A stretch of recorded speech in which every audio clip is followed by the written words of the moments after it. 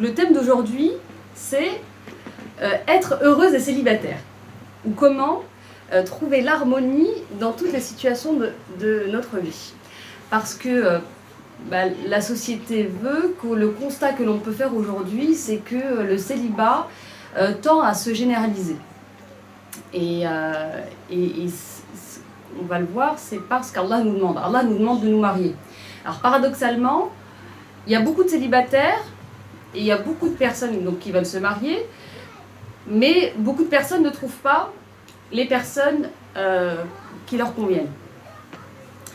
Et donc je vais commencer par faire un aperçu de qu'est-ce que être heureuse, l'harmonie, et finalement comment aller vers cet épanouissement.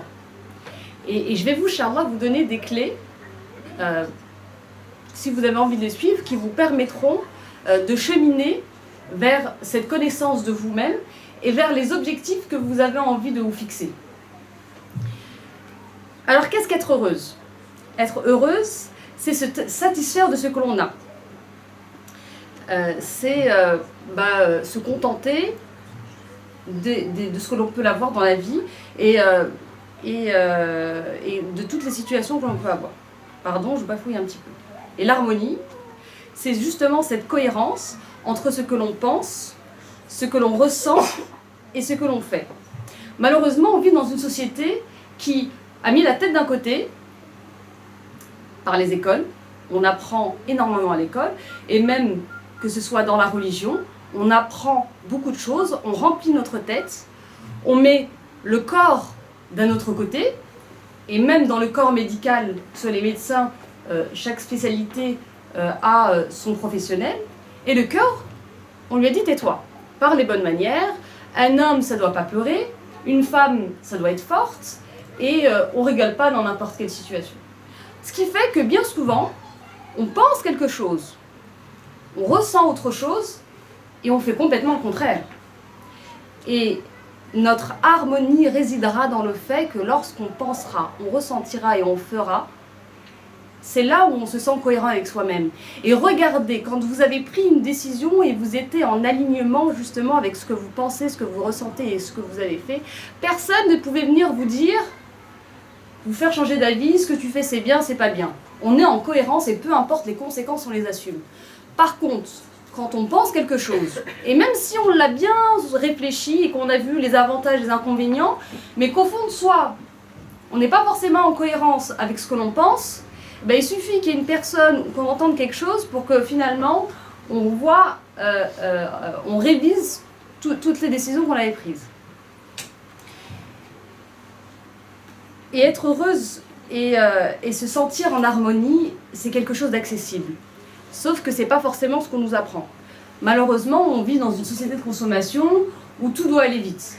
Et comme un jour, un frère m'a fait remarquer que bien souvent, on veut se prendre pour Dieu. C'est Allah subhanahu wa ta'ala qui dit à une chose soit et elle est.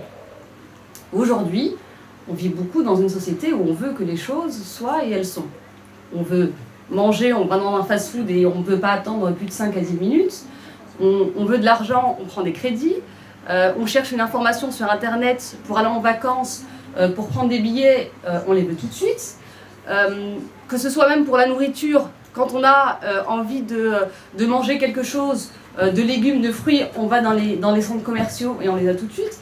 Et du coup, c'est ce qui fait qu'on s'éloigne de notre nature. Parce que l'être humain a besoin d'apprendre les choses. Et c'est pas pour rien qu'Allah subhanahu wa ta'ala a fait que le spermatozoïde rencontre l'ovule et qu'il y a toute une succession de changements. On devient enfant, on grandit jusqu'à devenir adulte. Parce que Allah, s'il aurait voulu, il nous aurait tous créés adultes avec notre raison et il nous aurait demandé d'agir. Sauf que, dans sa grande sagesse, il a fait en sorte qu'on apprenne les choses. Et donc, tout s'apprend. Même à être en harmonie avec soi-même et même à être heureuse. Et que malheureusement, la société dans laquelle on vit aujourd'hui ne nous apprend pas à nous contenter de ce qu'on a, mais au contraire, d'aller à la course aux richesses, à la course à qui aura le plus de choses, qui aura la meilleure décoration, qui aura le meilleur habit. Et finalement, on est un petit peu dans cette accumulation de matériel qui va à l'encontre de notre nature parce qu'on a besoin que les choses que les choses se développent et se créent. Donc, on a besoin d'apprendre.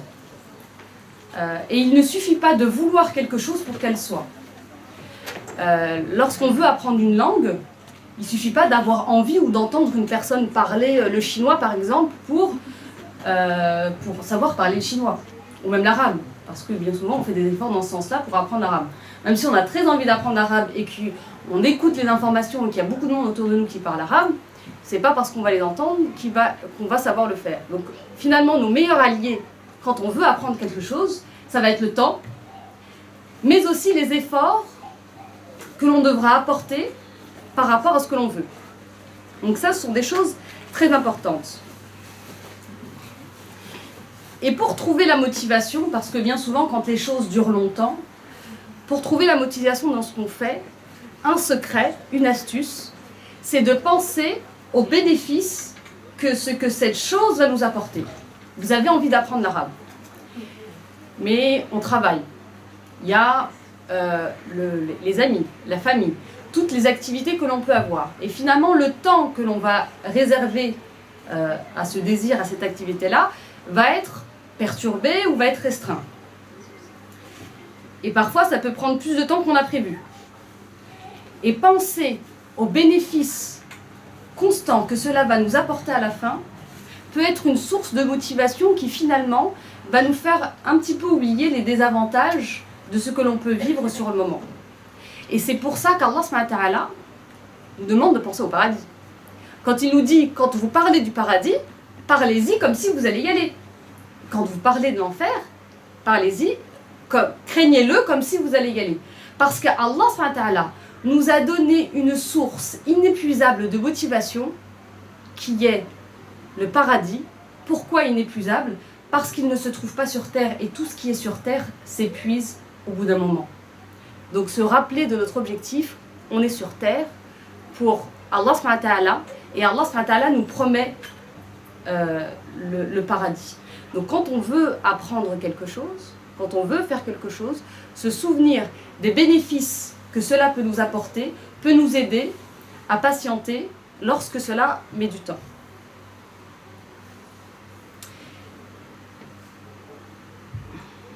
Et nous le savons bien que finalement, cette vie sur terre, c'est qu'un lieu de passage. Et Rasoul nous le dit, un jour, il était avec les compagnons, il y avait une charogne, un cadavre avec des bosses de chameau. Et le prophète dit aux compagnons, qui est-ce qui prendrait ce cadavre pour un dinar, pour une pièce? Les compagnons n'en voulaient pas. Alors ils disaient, mais pour la moitié. Personne ne voulait. Et Rasoul dit, sachez que la vie d'ici-bas n'a pas la valeur de ce cadavre-là. Donc pour vous dire à quel point notre vie sur terre n'a pas de valeur. Et en même temps, c'est un lieu de passage obligé pour atteindre le paradis. C'est-à-dire que sur terre, ce que l'on peut faire dedans, c'est à la fois important et pas important. Ça n'a pas de valeur parce que même si on rate et même si on ne fait pas forcément bien les choses et même si on n'a pas, c'est pas ce qui est le plus important. Mais en même temps, on a besoin de passer par là pour apprendre des choses, pour atteindre le paradis. Donc, et le juste milieu, c'est ça, parce que le juste milieu se fait entre deux extrêmes. Être que dans le bien, c'est pas possible. Avoir sa foi constamment qui monte tout le temps, c'est pas humain. Et on a des hadiths qui vont dans ce sens-là. Handara, radiallahu anhu, un jour qui sort et qui dit je suis un hypocrite. Et il rencontre Omar, radiallahu anhu, qui lui dit mais qu'est-ce qui t'arrive? Il dit je suis un hypocrite, mais pourquoi tu dis ça? Parce que lorsque je suis avec Rasoul, ma foi est grande, je pourrais accéder au paradis directement. Mais par contre, quand je retourne dans le quotidien, je retourne avec mes problèmes, ma femme, mon travail, je suis un hypocrite. Parce que je n'ai pas cette foi que j'ai avec Rasoul dans mon quotidien, dans la vie de tous les jours. Et Omar, qui est un des 4 califes guidés, lui dit « T'as raison, moi aussi je suis un hypocrite. Viens, on va voir Rasoul ». Et ils vont le voir et Rasoul leur sourit et leur dit « Mais si vous étiez tout le temps dans cet état-là, vous serreriez la main aux anges. Or, vous n'êtes pas des anges. Et finalement, qu'est-ce que ça veut dire que la foi, c'est ça?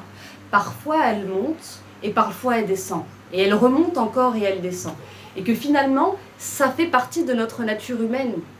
Ça fait partie des caractéristiques qu'Allah nous a données. Lorsque l'on vit une proximité avec Allah, certains vivent cette proximité dans l'épreuve. D'autres la vivent en dehors de l'épreuve. Mais peu importe, nous sommes tous différents. Et l'être humain vit des changements. Parfois ça va et d'autres ça va moins. Et finalement, parfois peut-être que lorsque ça va moins, c'est peut-être une période où l'on peut en profiter pour se reposer et pour faire autre chose. Parce que ça fait partie de la nature humaine et que bien souvent, dans les baisses de foi, ce qui nous pose le plus problème, c'est qu'on n'accepte pas que notre foi baisse. C'est qu'on n'accepte pas de faire moins de bien, qu'on n'accepte pas de faire moins de prières et que finalement on culpabilise tellement qu'on en fait encore moins.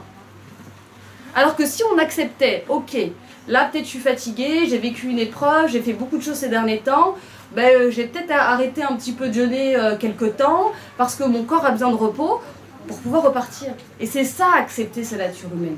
Parce que rien sur Terre ne fonctionne à plein régime tout le temps. Tout ce qu'Allah a créé, et au bout d'un moment, ça change d'état. Quand le jour se lève, quand la nuit, et même les machines.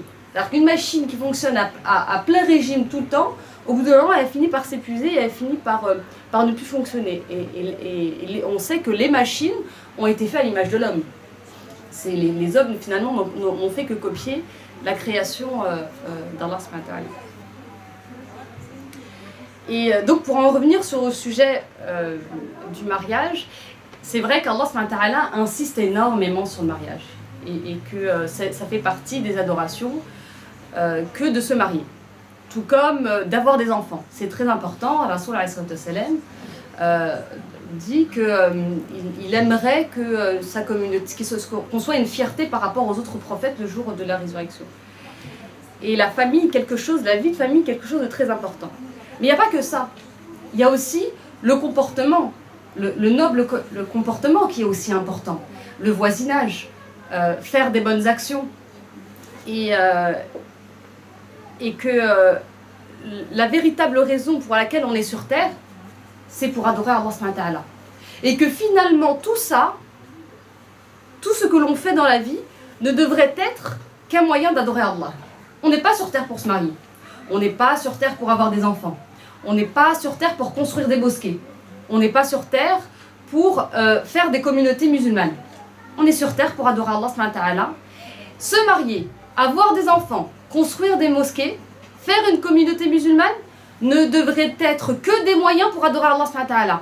Parce qu'Allah n'a créé les hommes et les djinns que pour l'adorer. Et ça va être notre intention qu'on va mettre dans les actes de chaque jour qui va faire que notre action va devenir une adoration ou pas. Je donne un exemple. Dormir peut devenir une adoration.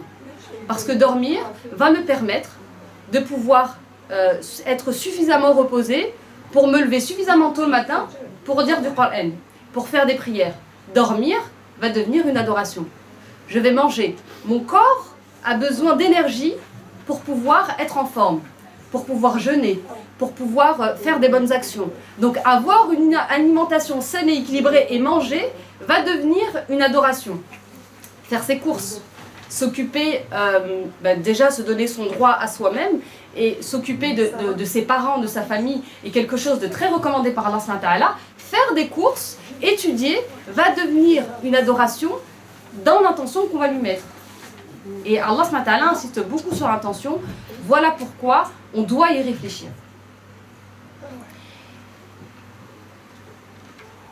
Et comme je vous ai dit tout à l'heure, le célibat est devenu quelque chose de fréquent et paradoxalement, il est difficile de se marier.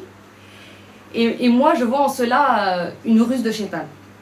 À l'époque du prophète, ce qui était important, c'était de se marier. C'était pas de se marier, c'était d'éviter la fornication. Donc les gens, ils se mariaient. Aujourd'hui, malheureusement, c'est devenu difficile de trouver quelqu'un qui nous correspond, mais aussi, et ça, je le rencontre beaucoup, on avance beaucoup avec nos peurs. On a tellement peur du divorce On a tellement peur que les choses se passent mal que finalement, on ne veut plus se marier et finalement on ne trouvera pas la personne qui nous convient. Mais quoi qu'il en soit, vous n'êtes pas responsable de votre célibat. Même si c'est vous qui avez demandé le divorce. Même si vous avez refusé des demandes en mariage. Vous n'êtes pas responsable de votre célibat. Par contre, vous êtes responsable de ce que vous faisiez de votre célibat. C'est pas de votre faute si vous tombez. C'est pas de notre faute si on tombe. Par contre, c'est de notre faute si on reste par terre. On n'est pas responsable du mal qu'on peut nous faire ou de ce qu'on peut subir, mais par la suite, on est responsable de nous-mêmes et de nos actes. Et ça, en prendre conscience, être dans la responsabilité, nous permet d'aller de l'avant, nous permet d'avancer pour pouvoir se fixer ses objectifs et finalement répondre à ce qu'Allah nous donne. Parce qu'Allah, il va nous juger, bien sûr avec sa miséricorde. Mais Allah est miséricordieux. Mais il est aussi dur en châtiment et c'est ça, trouver un juste équilibre. Et ce que je vous ai dit tout à l'heure, que finalement l'équilibre il se fait entre deux extrêmes. Je ne suis pas responsable de mon célibat, de ma situation, parce que avant même que vous avez décidé quelque chose, Allah l'a décidé avant vous à votre place. Et que finalement les gens que vous rencontrez, quand ils vous font du bien ou qu'ils vous font du mal, c'est Allah qui l'a envoyé, qui a décidé avant même que les personnes aient eu cette idée-là. Donc nous ne sommes pas responsables de ça, mais par contre, nous sommes responsables de ce que nous faisons dans un juste milieu, avec ce qu'Allah nous donne. Donc aujourd'hui, je vous invite à vous poser la question, avez-vous envie d'être heureuse, peu importe la situation que vous vivez? C'est sûr? D'accord. Alors, si vous permettez, je vais vous donner 3 étapes à suivre, Inch'Allah, qui vous permettront d'aller vers ce chemin de l'épanouissement et du bonheur. La première étape, c'est la prise de conscience. Prendre conscience de ce qui ne va pas chez nous, de qu'est-ce qui ne nous plaît pas, qu'est-ce qui nous pose problème, de ce que l'on veut changer. C'est une phase qui peut durer un temps. Pour certaines personnes, ça va durer quelques jours. D'autres personnes, quelques semaines. D'autres personnes, quelques mois. Mais il ne faut quand même pas que cette phase d'observation, de prise de conscience dure trop longtemps. Et c'est une période pendant laquelle vous allez justement vous poser ces questions de quel est mon problème et qu'est-ce que je veux changer. Vous pouvez prendre des notes, prendre un cahier et faire la liste de tout ce que vous avez envie de changer. Et si vous-même vous n'arrivez pas à trouver quel est votre problème, vous pouvez demander aux autres, les personnes qui vous côtoient, parce que les autres sont nos miroirs. Faites juste attention que parfois certains miroirs sont déformants.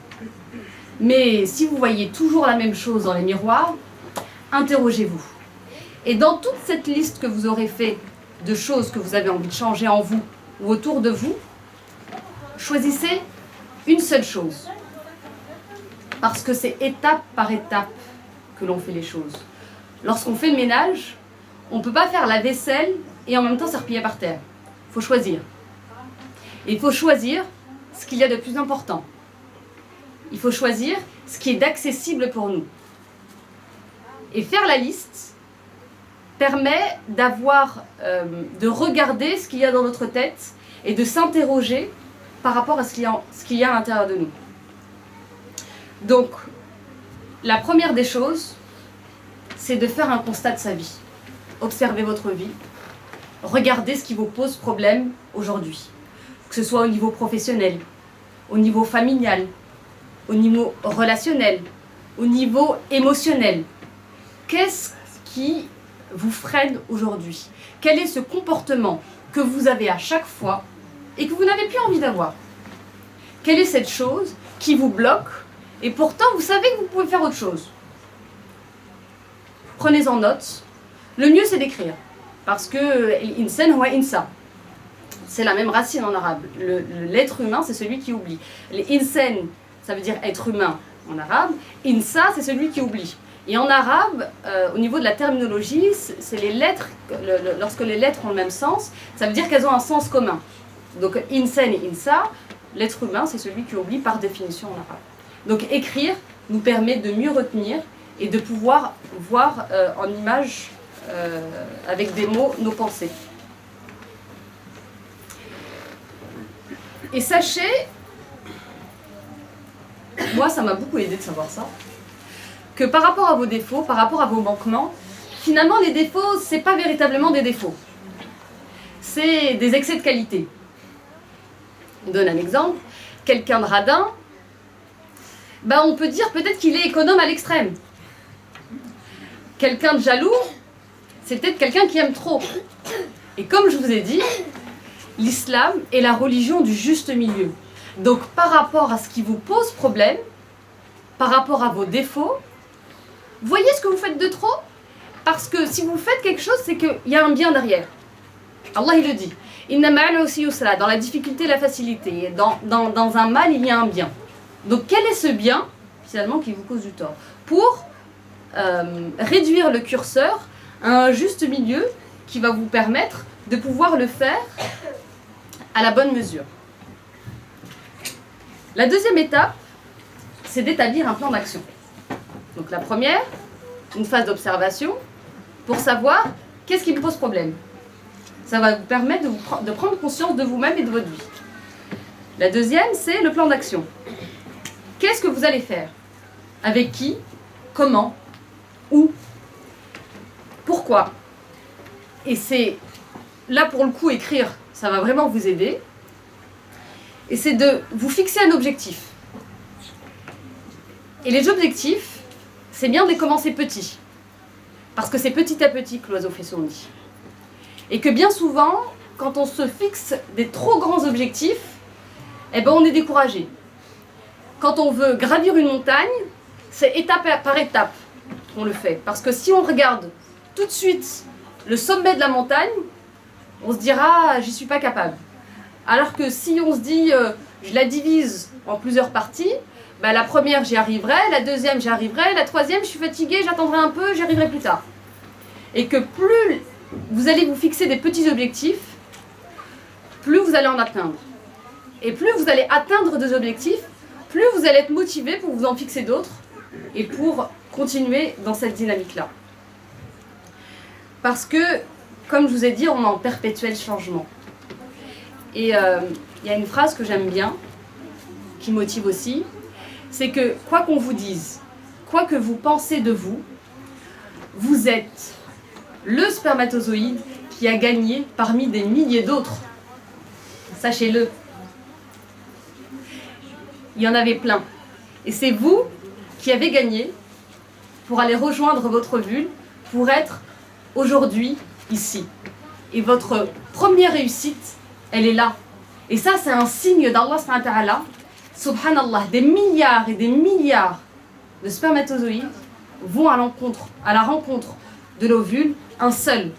Et c'est le plus fort, c'est le plus vaillant, c'est le plus intelligent qui va à la rencontre de cet ovule. Et c'est en plus celui que cet ovule a accepté. Ça, c'est une première réussite qu'Allah nous a accordée à tous. Donc nous sommes capables d'atteindre des objectifs, même si des milliards d'autres ne les réussissent pas.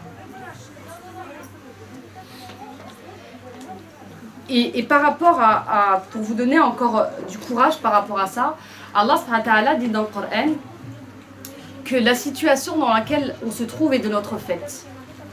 Mais ça, c'est pas pour nous culpabiliser, c'est pour nous responsabiliser.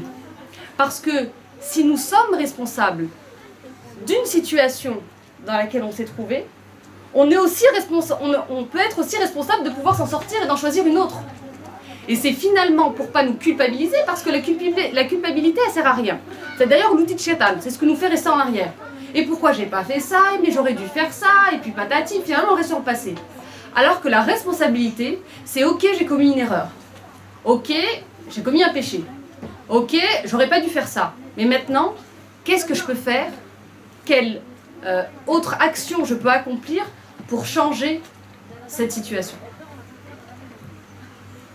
Et donc, établir le plan d'action, c'est par exemple si vous décidez de faire du sport, c'est de savoir quelle tenue vous allez utiliser, dans quel lieu, avec quelle personne, avec quelles chaussures, quel jour de la semaine, entre telle heure et telle heure. Ça facilite les exercices du cerveau. En fait, ça facilite notre cerveau.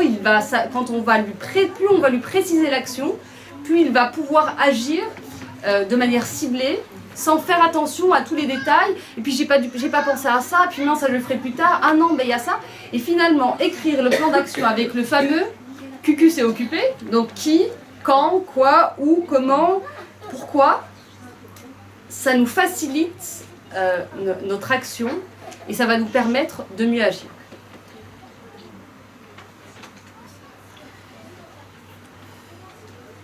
Et oui, le dernier conseil par rapport à ça, c'est fixez-vous des objectifs qui dépendent de vous et pas forcément d'une amie ou de quelqu'un qui finalement ne va vous donner que des excuses pour pas faire ce que vous avez envie de faire. Donc soyez dans la responsabilité et fixez-vous des objectifs qui dépendent de vous. Et enfin, la dernière étape, ma foi, c'est de passer à l'action. Une fois qu'on a pris conscience de ce qu'on avait envie de changer, qu'on s'était fixé un objectif avec tous les éléments pour pouvoir agir, c'est maintenant de passer à l'action. Et pour pouvoir passer à l'action, je vais vous donner des conseils. La première des choses, c'est de vous dire que quoi qu'il vous arrive dans la vie, quels que soient vos projets, quelles que soient les choses que vous avez envie de faire, invoquez toujours Allah, subhanahu wa ta'ala. Il est le centre de notre vie. Nous ne sommes là que pour l'adorer. Il devrait être à l'intérieur de nous, à l'extérieur de nous, dans nos projets, à travers nos projets, dans la finalité de nos projets. Allah subhanahu wa ta'ala est quelqu'un de jaloux. Il ne veut qu'on ne l'aime que lui. Et que malheureusement, quand on aime autre chose, que ce soit un être humain ou quelque chose de matériel de plus qu'Allah, Allah fait en sorte que les choses ne réussissent pas. Mais ça, c'est aussi un bien pour nous. Parce qu'il sait très bien que lorsqu'on n'aura que lui dans son cœur, tout nous réussira. Et tant qu'on aura autre chose que lui, c'est-à-dire une de ses créatures à la place du créateur dans notre cœur, on ne pourra pas réussir. Donc certes, c'est quelqu'un de jaloux, il ne veut qu'on ait que lui dans notre cœur, mais c'est pour notre bien, parce qu'il sait, parce que c'est lui qui nous a créés, que c'est que comme ça qu'on pourra réussir. Donc, pour pouvoir passer à l'action, c'est vraiment d'avoir conscience dans sa tête, dans son cœur et dans ses actions, qu'Allah subhanahu wa ta'ala est là. Et que quoi qu'il arrive, même si vous ne le voyez pas, lui, il vous voit. Et il est là, même quand vous l'oubliez. La deuxième chose, le deuxième conseil, pour vous aider à passer à l'action, c'est vous entourer des bonnes personnes. Des personnes qui vont vous encourager. Des personnes qui vont vous soutenir. Des personnes qui, lorsque vous serez démotivé, vont vous remotiver. S'entourer des bonnes personnes, ça veut aussi dire couper les relations toxiques. Ces personnes qui vous prennent du temps, de l'énergie, de l'argent, et finalement, qui vous démotivent plus qu'autre chose. Et que parfois, quand on vit certaines situations dans notre vie, peut-être que ces relations qui nous apportent du négatif, on devrait s'en passer pendant un temps. Et aller plutôt vers les personnes qui nous encouragent et qui nous font du bien. Parce que c'est de ça dont on a besoin. Et Allah nous le dit à plusieurs reprises dans le Coran, mais notamment dans Surat Al-Asr, où il nous dit وَتَوَاسَوْا بِالْحَقِّ وَتَوَاسَوْا بِالصَّبْرِ. Donc, وَتَوَاسَوْا بِالْحَقِّ, c'est s'engendrer mutuellement la patience et la vérité. Mais pour que ce soit mutuel, il faut trouver en face une personne qui nous renvoie la vérité, qui nous renvoie la patience. Alors que si on a en face de soi une personne qui nous démotive ou qui nous dit de toute manière t'es pas capable, ça fait pas forcément du bien. Et ça, c'est important pour pouvoir avancer dans la vie, d'être entouré des bonnes personnes qui ont conscience d'Allah subhanahu wa ta'ala et qui vont vous permettre d'avancer. Et le dernier conseil que je peux vous donner, c'est d'être sincère et cohérent d'abord avec vous-même. De ne faire que les choses que vous avez envie de faire. Et même quand vous faites quelque chose que vous n'avez pas envie de faire, de trouver une motivation là-dedans.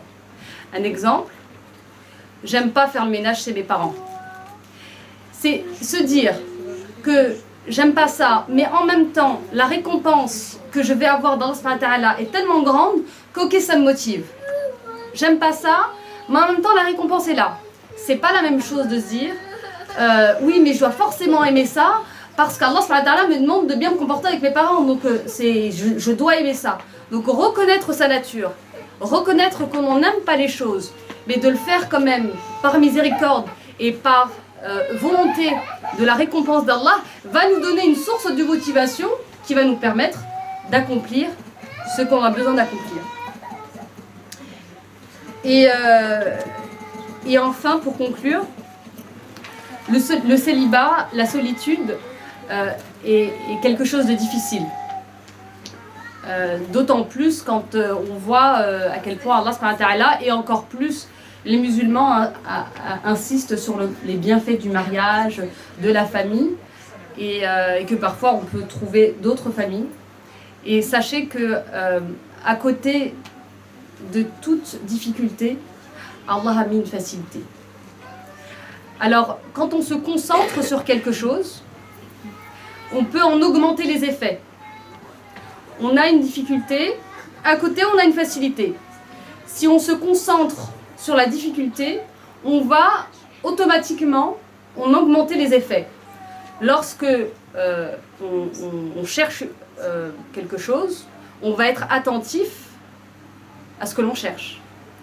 Alors que lorsqu'on regarde la facilité, on va en augmenter les effets.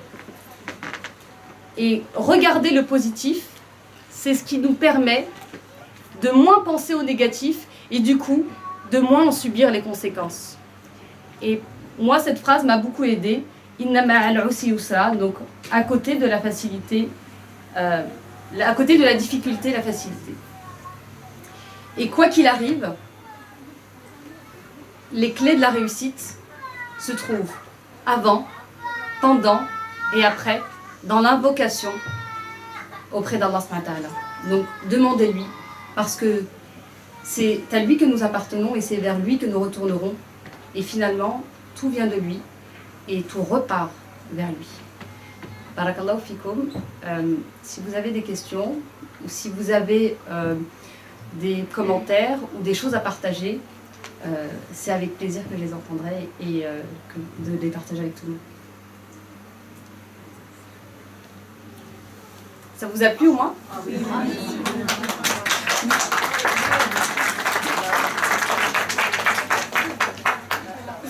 Ok. Barakallahu fikum. Assalamu alaikum.